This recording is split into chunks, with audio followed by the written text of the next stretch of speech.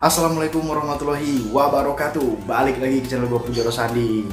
Gimana kabar kalian semua? Semoga kita semua selalu sehat dan selalu diberikan rezeki kegacoran dimanapun berada. Langsung aja yang baru mampir di channel gue, langsung aja klik tombol subscribe-nya sekarang juga supaya kalian bisa terupdate video. Tiap 2 hari sekali gue ngupdate video. Apalagi bagi kalian yang masih gagu, akut atau segala macam, kita sama-sama berjuang, sama-sama mengetahui cara-cara gacornya seperti apa. Karena tujuan di Gojek ini cuma satu, yaitu menjadi gacor supaya kita bisa mendapatkan penghasilan yang lebih dan bisa membawa pulang penghasilan kita itu buat anak, istri, mungkin orang tua kita di rumah.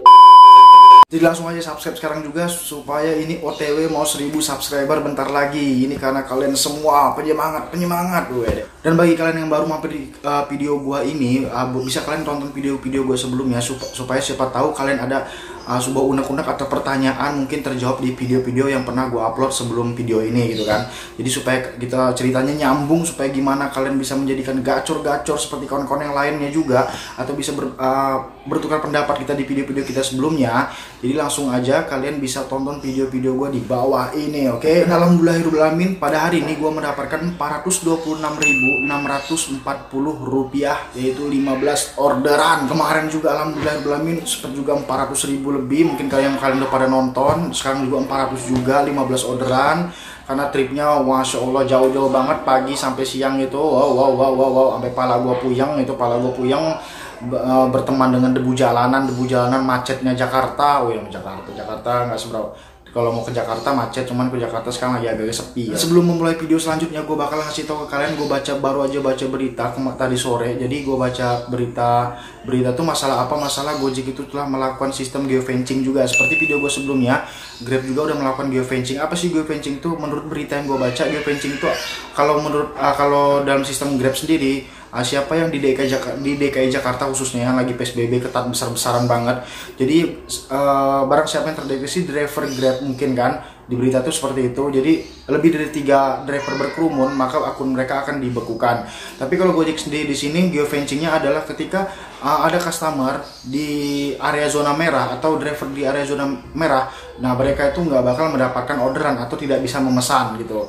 Jadi agak sedikit ringan ya Gojek ya. Jadi nggak membekukan tapi tidak memberikan orderan gitu. Jadi bagi kalian harus ngambil cara atau planning ke depannya bagi kalian yang berada di DKI Jakarta. Buat kawan-kawan gue, saudara-saudara gue di Jakarta yang driver ojol ini, kita semua saudara, satu persaudaraan gue.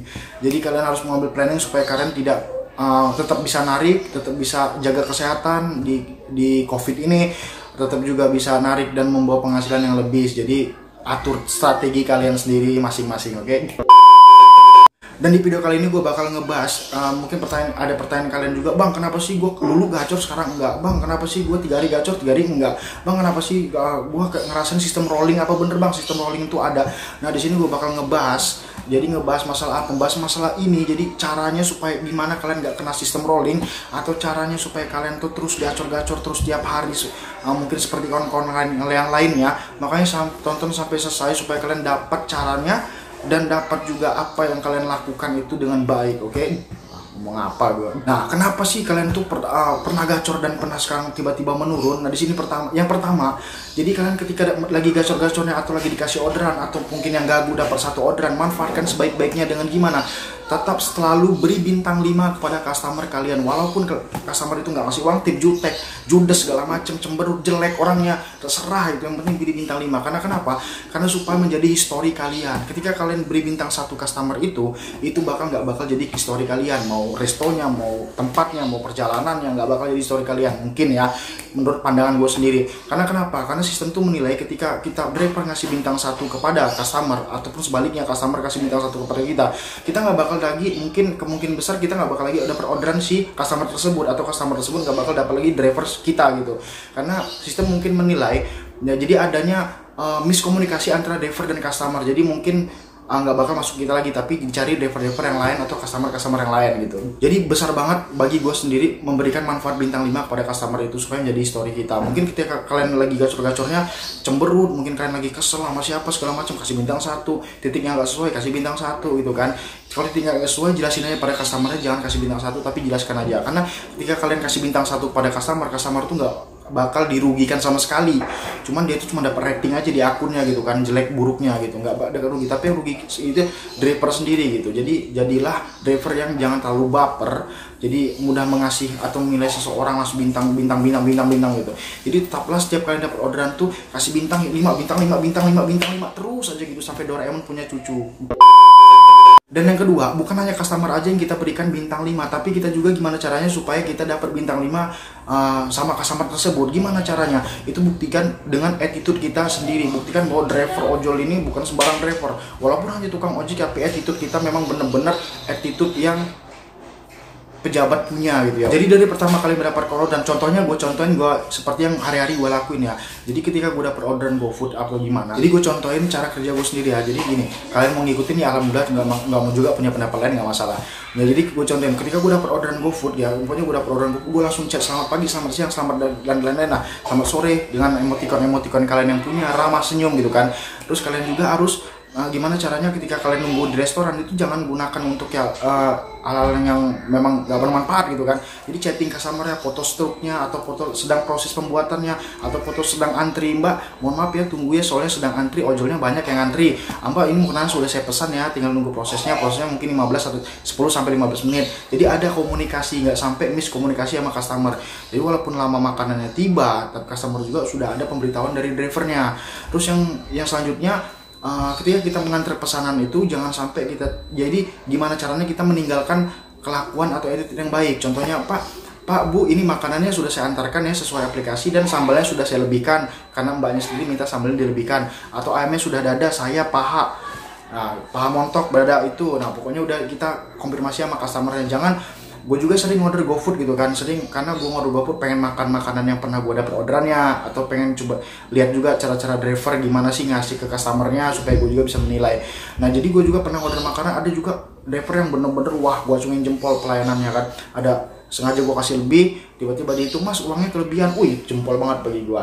Ada kembaliannya, dia selalu sedia kembaliannya. Jangan buat alasan mungkin yang buat customer itu nggak seneng sama kita, nggak ada kembalian alasan apa gimana gitu kan. Mungkin memang kita bener-bener nggak ada kembalian, cuman customer kan berpikirnya berbeda.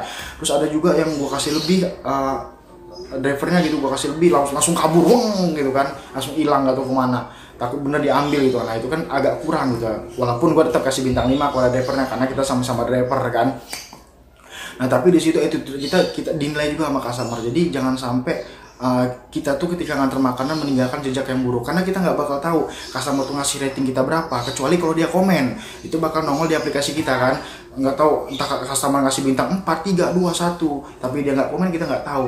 Tanpa sepengetahuan kita, berjalannya waktu, rating performa kita bakal menurun. Nah disitulah yang kadang-kadang kalian mungkin lagi gacor jadi tiba-tiba gagu. Mungkin perasaan kalian sudah puas customer, tapi customer sendiri nggak merasa puas gitu kan. Dan yang ketiga, ketika kalian lagi gacor-gacornya atau lagi dapat orderan, dikasih orderan, kalian itu selalu dari rumah kasih tempat itu lagi.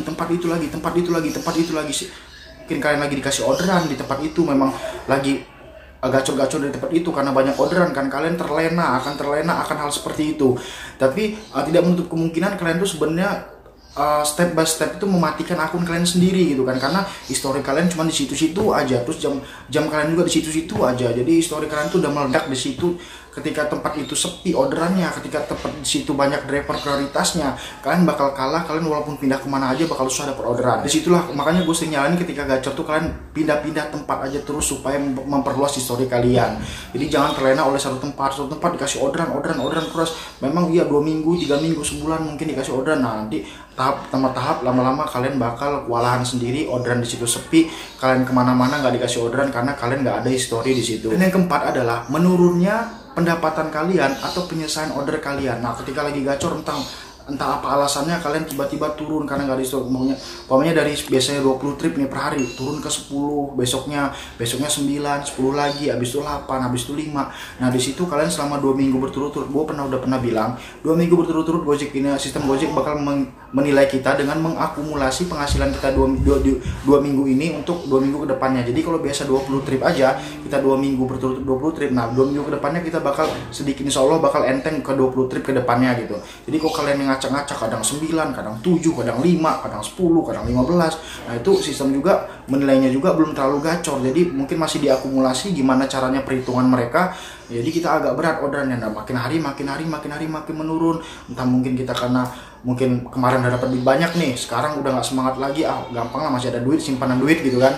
Jadi kalian ogah-ogahan gitu nariknya, jadi setelah menurun makin hari. Jadi jadilah akun kalian dari tadinya gacor jadi anyep, habis anyep jadi gagu. Nah habis gagu kalian susah lagi ke gacor, disitulah kalian mungkin mengeluarkan sugesti di mana bukan sugesti tidur ya. Jadi sugesti di mana, wah gua kena rollingan nih, wah gua kena orderan Gojek nggak adil nih, masa gua kadang gacor udah konsisten segala macam tapi gua dikasih anyep juga gini nggak oke orang-orang begini. Nah disitulah timbullah sugesti kita sendiri, mungkin menyalahkan. Ada juga yang ngomong gacor enggaknya itu masalah, gacor enggaknya kita itu cuman sistem Gojek yang menentukan gitu kan. Wah ini bagi gue seberapa yang salah ya.